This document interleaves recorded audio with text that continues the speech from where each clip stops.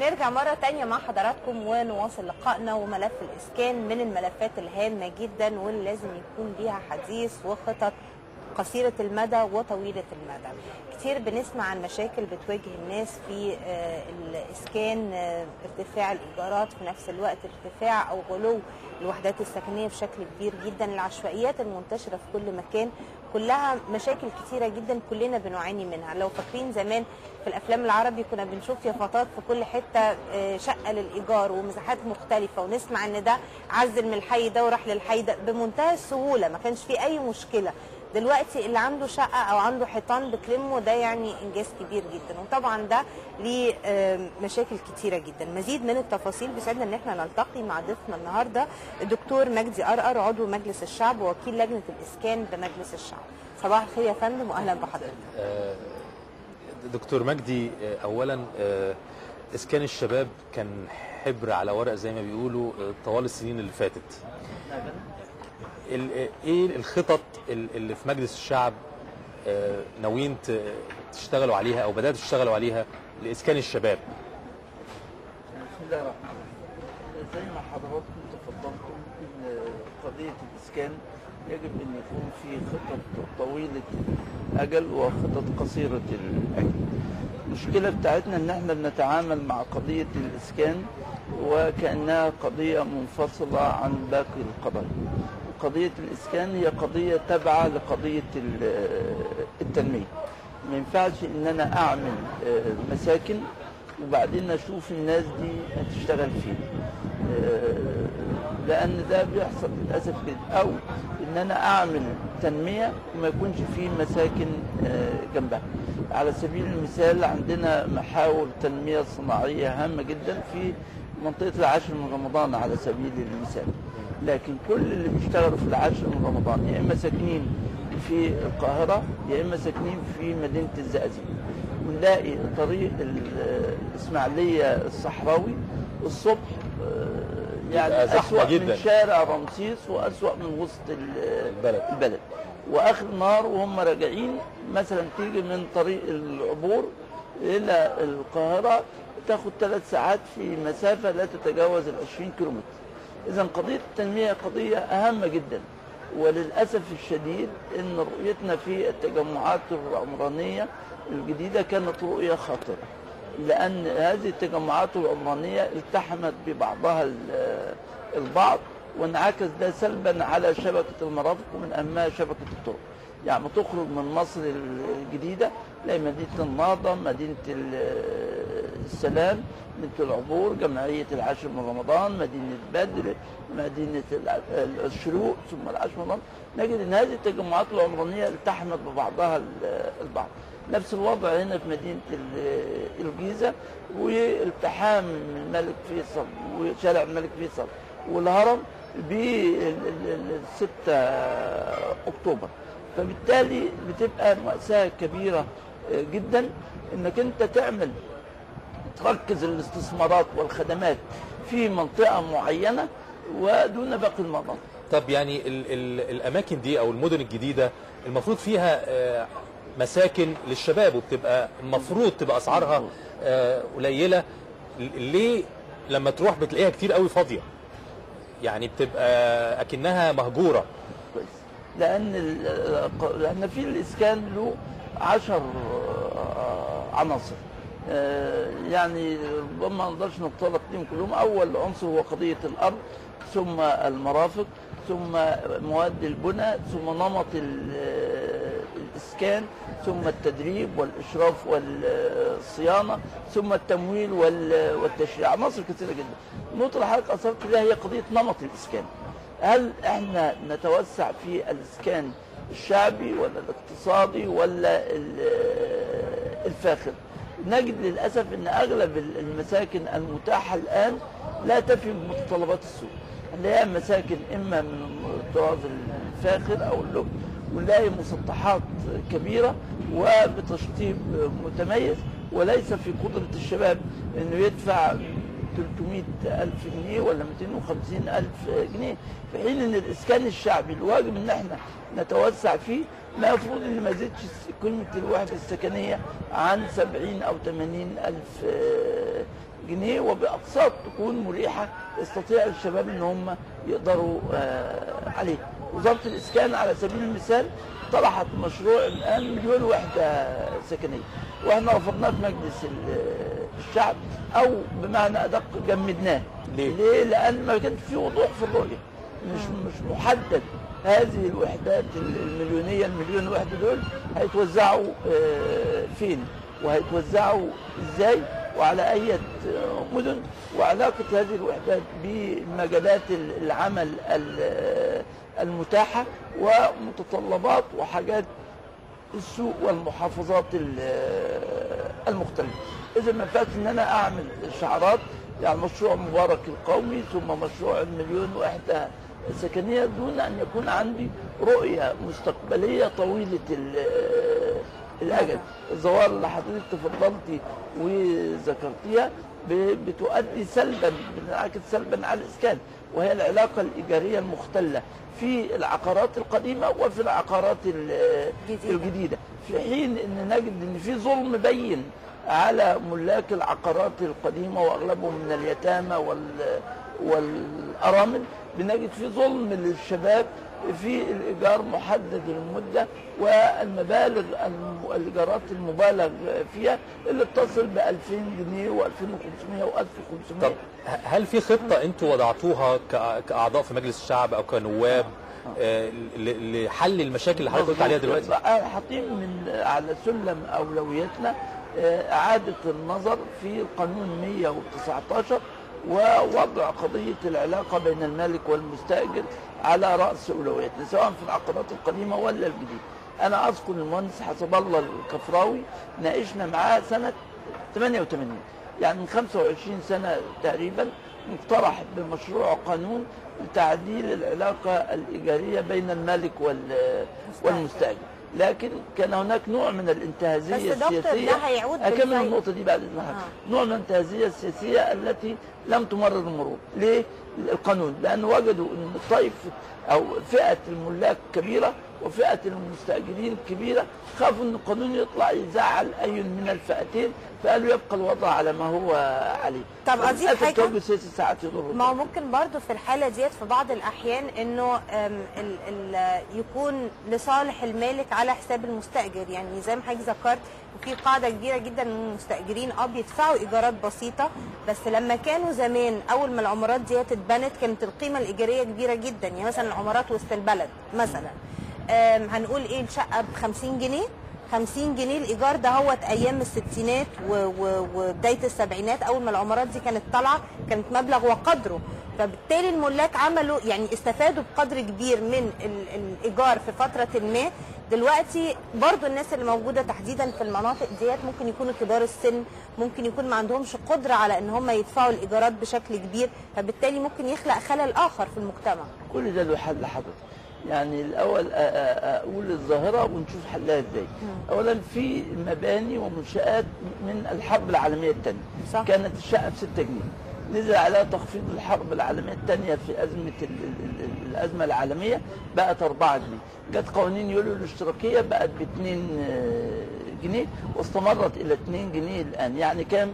تلت دولار، في حين ان 6 جنيه ايامها كانت تساوي 30 دولار، تلت في 30 يعني حوالي 90 ضعف، يعني القيمة الإيجارية المفروض وفقا للتضخم تضاعفت 90 ضعف. فلو نقول ان ال6 جنيه ديت لو ب 90 ضعف هتبقى ب 540 جنيه. طبعا هتقول المبلغ ده مبلغ كبير، لكن مقارنة بالأسعار الحالية ممكن ما يبقاش كبير. طب نعالج المسألة ديت ازاي؟ كل الدول بتقول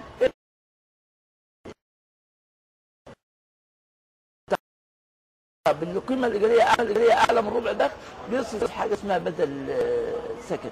طب يجيب بدل السكن منين؟ بيبقى فيه صندوق لدعم الإسكان، فرض نوع من الرسوم أو الضرائب أو زكاة على الشقق المفروشة، لازم تدفع رسوم، الإيجار محدد المدة اللي مبالغ في يحط رسوم.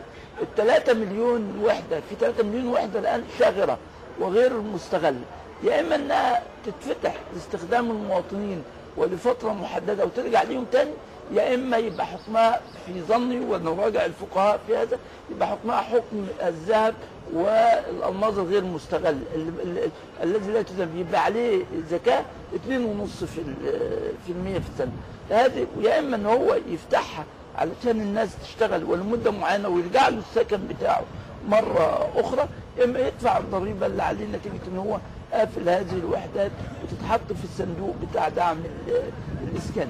يعني في افكار كثيره ممكن. انا راجل المستاجر اللي هو سعيد ان هو بيدفع 2-3 جنيه في الشقه بتاعته او 10 جنيه، لكن هو ناسي ان هو مطلوب منه يجهز 200,000 جنيه عشان يلاقي شقه لابنه. هو نفس المستاجر المبسوط، في حين ان العلاقه الايجاريه لو هي علاقه سويه وعادله، انا اظن ان لافته للايجار ستعود مره اخرى.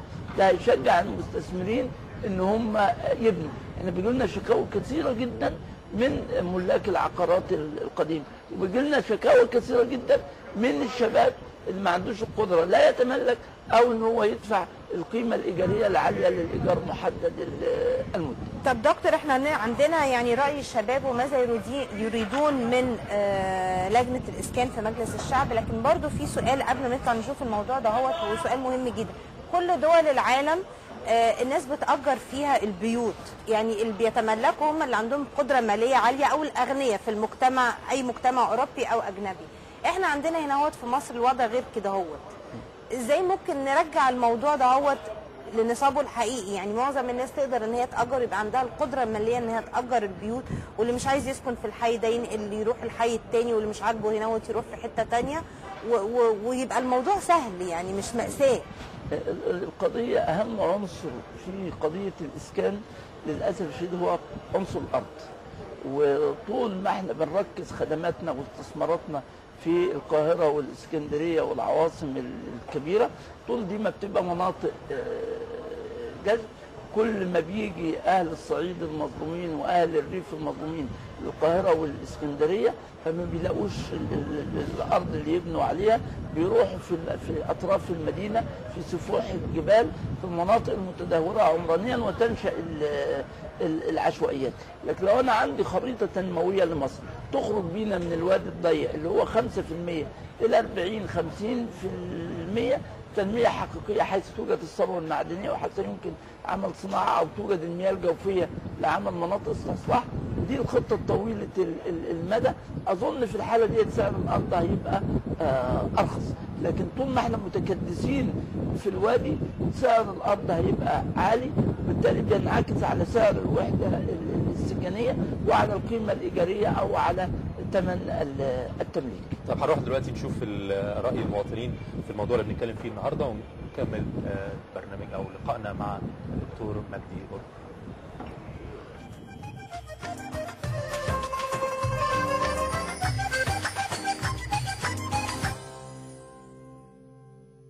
كل شاب مصري محتاج شقة اللي هو يعني يعيش حياة بعد كده، فالظروف اللي احنا فيها دي ما بتساعدش على كده. اول حاجه يعملوها ان هي سكن للشباب، عشان دي بقت ازمه لكل الشباب. بطلب حضرتك من لجنه الاسكان الشباب ان هم يوفروا لنا شقه، يعني عشان العمليه بسبب ارتفاع الاسعار والغليان اللي احنا فيه ده، يعني كل واحد لازم يكون عنده شقه. اهم طلب واول طلب ان حوار القانون الجديد دوت يتلغي، ده بالذات، لان طبعا مش معقول انا اجر شقه سنتين مثلا اجرها ب 500 بعد سنتين تبقى ب 700 والمالك يتحكم فينا بالطريقه دي. يطلب منهم ازاي يوفروا للشباب الشقق، يعني عندنا التجمعات، التجمع الخامس والتجمع السادس والحاجات دي، مبني هناك فيلل ومبني هناك عماير ومبني هناك ابراج ومبني حاجات كتير قوي. فين الحاجات دي للناس؟ يعني فين الفقراء وفين المساكين وفين الناس دي؟ اتمنى من اللجنه ديت ان هي تحقق الاسكان لكل الشباب وحال البلد ينصلح مش اكتر. كل فرد ليه مثلا شقه وعلى بالتقسيط مثلا ايه اللي هو بالبسيط، يعني بيبقى في رقابه عليها على الشقق، ما يبقاش في سرقه زي الاول. اطلب من لجنه الاسكان ان هم يهتموا بمساكن الشباب. انا قدمت 4 مرات على شقه في مساكن الشباب في اكتوبر او في 15 مايو، لحد دلوقتي ما جاتنيش ولا فرصه.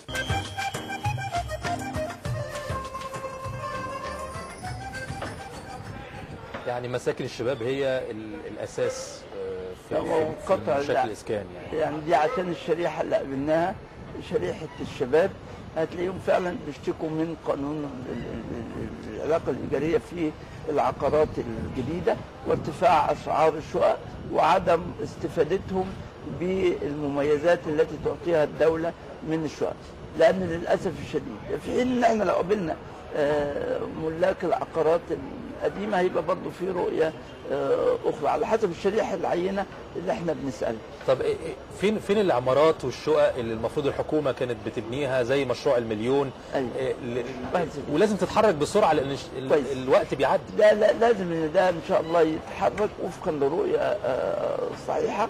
انا طالبين من وزير الاسكان ان هو يقدم لنا هذه الرؤية حتى يتم اعتماد هذا المشروع واستكماله من عدمه او يبقى فيه مشروع اخر بديل.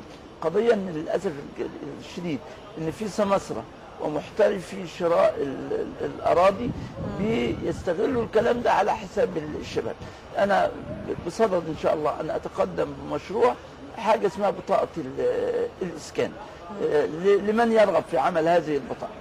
اي حد عايز يستفيد بالمميزات التي تعطيها الدوله يبقى معاه بطاقه اسكان. هو دلوقتي ساكن فين؟ عنده سكن او ما عندوش؟ مواصفات السكن بتاعه ايه؟ هل استفاد قبل كده من اراضي الدوله ولا لا؟ هل استفاد قبل كده بوحدات الدوله ولا لا؟ عشان نستطيع ان احنا نحط اولويات. ده حضرتك بتفترض ان الناس هتقدم بمنتهى الشفافيه والوضوح وان هم لا عندهم طبعا ضمير عندنا بالقطع يعني اجهزه الدوله تستطيع ان تتحقق من دقه، بس على الاقل حتى لو في تلاعب هيبقى محدود علشان نحد من ظاهره ان السماسرة اللي بياخدوا حق الشباب. يعني نحط معايير واضحة غير معيار القرعة. ان وزارة الاسكان بتعمل قرعة، يعني اظن ده معيار غير دقيق. يعني ليه ما يبقاش عندنا بيانات؟ ليه ما يبقاش عندنا قاعدة بيانات لجميع العقارات في مصر؟ عقار انشئ سنة كام؟ ايجار ولا تمليك؟ كم وحدة مستأجرة؟ كم وحدة مش مؤجرة؟ كم وحدة مملكة؟ والتاريخ بتاعه، الصيانة بتاعته، كل ده أنا أظن إن زي البطاقة بتاعة المواطن أو زي البطاقة بتاعة الطالب في الكلية أو في المدرسة اللي بتحط الحالة بتاعته تماما. لازم العقارات يبقى لها أيضا قاعدة بيانات، واللي عايز يستفيد يبقى معاه هذه البطاقة بحيث ان ما حدش يستفيد من لان الدوله بتدعم الاسكان في مثل هذه الوحدات، سواء في الارض سواء في المرافق اللي بتمدها وبتتكلف كتير او الاسعار اللي بتحطها المفروض انها اقل من السوق. لكن ايضا للاسف الشديد على الجانب الاخر نجد ان الدوله بتنافس القطاع الخاص في اسعار الاراضي واللي بتبيعها بعض التجمعات العمرانيه الجديده، وده بيرفع الاسعار زي ما حصل للعاملين في المصريين في الخارج. واحنا نتعامل معهم على انهم بقره حلوب. ما ينفعش. يعني اذا كنا نريد ان نعزز الانتماء للوطن يبقى اظن التعامل يبقى بشكل تاني مختلف. النتيجه السلبيه لهذا ان كل القطاع الخاص هيزود سعر الارض بجوار هذه الاراضي التي تطرحها وزاره الاسكان بهذه المبالغ المبالغ فيها. صح. طب في نقطه مهمه برضو يعني من المشاكل اللي بتثير ازمه كبيره جدا في المجتمع، وهي البناء على الاراضي الزراعيه. من ناحيه احنا بنعمل عشوائيات في اماكن، في نفس الوقت بنلتهم الرقعه الزراعيه اللي بيها نقدر ان احنا نستفيد ويبقى عندنا محاصيل زراعيه واحنا في اصل بلد زراعي. المشكله ديت يعني احنا كتير بيحلموا ان يبقى في تشريع من مجلس الشعب بيجرم البناء على او تغليظ العقوبه على البناء على الاراضي الزراعيه. هل هيحصل الكلام ده؟ والله وفي نفس الوقت الوضع القائم هل نقدر ان احنا نصلحه؟ مظبوط.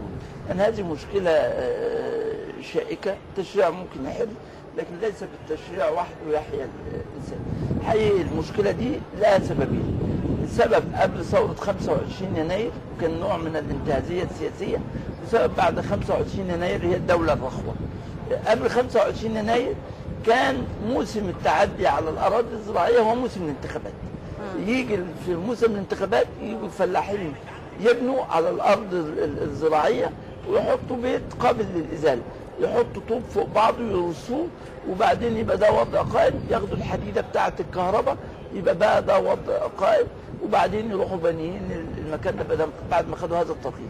وكانت الحكومه بتغض الطرف عن هذه المخالفات علشان الاصوات الانتخابيه، بل بالعكس كانوا بيجوا في وزاره الزراعه ترفع المخالفات عن الناس التي تعدت على الاراضي الزراعيه.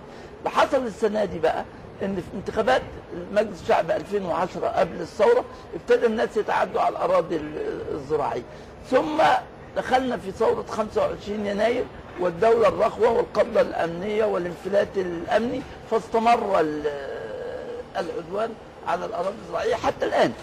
وده حطنا بمشكله اكبر كمان، ان الهيئه العامه للتخطيط العمراني كانت عملت مخططات استراتيجيه ل 80 او 90% من قرى مصر بناء على الحيز العمراني اللي كان موجود سنه 2008 و2009.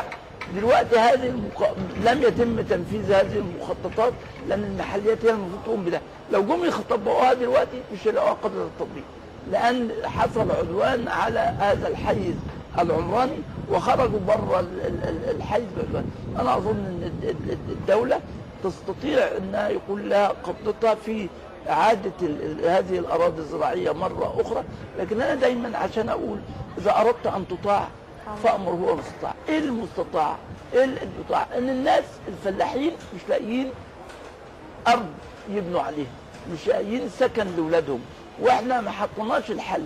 الحل كان معمول في تخطيط مخططات الاستراتيجيه ان يبقى في ظهير صحراوي لهذه المحافظات ولهذه القرى بحيث ان احنا نخرج براها دون ان نتعدى على الارض الزراعيه، او فتح محاور تنميه جديده زي ما قلت ان احنا على المدى الطويل نوصل ل 40-50% من المسطح المعموره في 40-50 سنه. هيئه التخطيط العمراني الان بصدد عمل خريطه عمرانيه جديده لمصر على هذا المسطح اللي انا بقول 40-45، بس المسمى ده مش مسمى دقيق، المفروض تبقى مخطط تنموي يتبعه مخطط عمراني علشان يبقى الناس رايحه لاقيه الوظيفه اللي هتقدر تشتغلها، لاقيه الخدمات، لاقيه المستشفيات، لاقيه المدارس، لاقيه، بحيث ان نقطع الحبل السري بين هذه المجتمعات الجديده وبين المدن القائمه.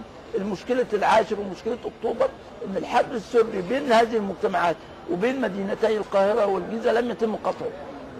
يجب ان نتخلص من المركزيه الشديده التي نعانيها. اللي عايز يقضي مصالحه بيجي القاهره علشان يخبط على باب الوزير. لو احنا ادينا صلاحيات لوكلاء الوزراء وللمحافظين ولغيره، انا اظن هنحل من مشكله الاسكان، هنحل من مشكله التكدس، يبقى عندنا رؤيه شامله من ضمنها العنصر بتاع الاسكان. ما ينفعش ان انا احل عنصر الاسكان لوحده بعيدا عن مشاكل الشباب وعن قضيه التنميه. يعني مهم، انتوا عليكم مسؤوليه كبيره جدا، وكمان عنصر الوقت مهم، لان الناس ما بقتش عندها الصبر زي الاول والمشاكل عماله تزيد، فنرجو من اعضاء مجلس الشعب الواحد ان هم دور الاعلام ايضا مثل هذا البرنامج اللي حضراتكم بتنظموه. انا اظن ان بنعمل نوع من الثقافه والرؤيه بحيث تبقى المشاركه مشاركه شعبيه وبرلمانيه وتنفيذيه، بحيث الناس يبقى عندها قناعه ان الخط ده هو الخط الذي يمكن ان يحل مشكلات مصر، والناس تبتدي تحس بنتائج يعني صحيح. في اقرب وقت ان شاء الله. ان شاء الله. دكتور مجدي قرقر، عضو مجلس الشعب ووكيل لجنه الاسكان بمجلس الشعب، بنشكر حضرتك واهلا بك معنا في ساعه 7. شاكرين لحضرتك يا فندم، شكرا.